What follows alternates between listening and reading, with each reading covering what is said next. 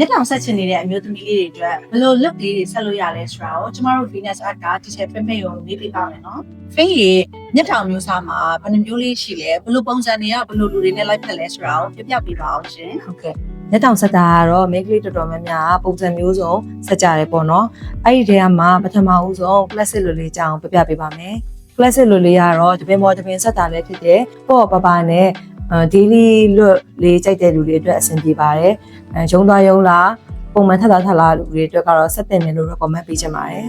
နောက်တစ်မျိုးကတော့ volume လိုလေးပဲဖြစ်ပါတယ် volume လိုလေးကကြတော့ပုံမှန်ငကိုမျက်တောင်ပါတာတွေကိုချူလေးဖြစ်စေခြင်းနဲ့မျက်တောင်ပိုင်ရှင်လေးတွေ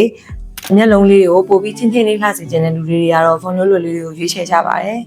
နောက်တစ်မျိုးကတော့ wispy look နဲ့ anime look လေးတွေကတော့အခု trend look လေးတွေပေါ့နော်အဲ့ဒီ trend look လေးတွေကတော့အခုခေတ်ကောင်းမလေးတွေနဲ့ခက်မမိုင်မင်းကလေးတွေရွေးချယ်နေတဲ့ trend look လေးတွေပဲဖြစ်ပါတယ်လက်တောင်ဆက်ချင်တဲ့မမရဲ့ညီမလေးအတွက်ကျမတို့ Venus Art မှာကိုမျက်လုံးအိမ်နဲ့လိုက်ဖက်တဲ့မျက်တောင်အမျိုးအစားလေးတွေကိုတခြားဆွေးနွေးတိုင်ပင်လို့ရပြီးတော့ဝန်ဆောင်မှုပေးနေတယ်ဆိုတဲ့အကြောင်းကိုသတင်းကောင်းပါအပ်ပါတယ်ရှင်။ဒါကြောင့်မျက်တောင်ဆက်ချင်နေတဲ့ကကာလေးတို့ရေ Venus Art ကိုလှမ်းခဲ့ဖို့ဖိတ်ခေါ်ပြစီရှင်။ မျက်ခုံပညာရက်တွေကိုအခြေခံကနေအစင်းမြင့်ထိတည်တည်ချာချာပိုင်ပိုင်နိုင်နိုင်သင်ကြားနိုင်မို့ Venus Art ကိုဒီလိုက်ပါ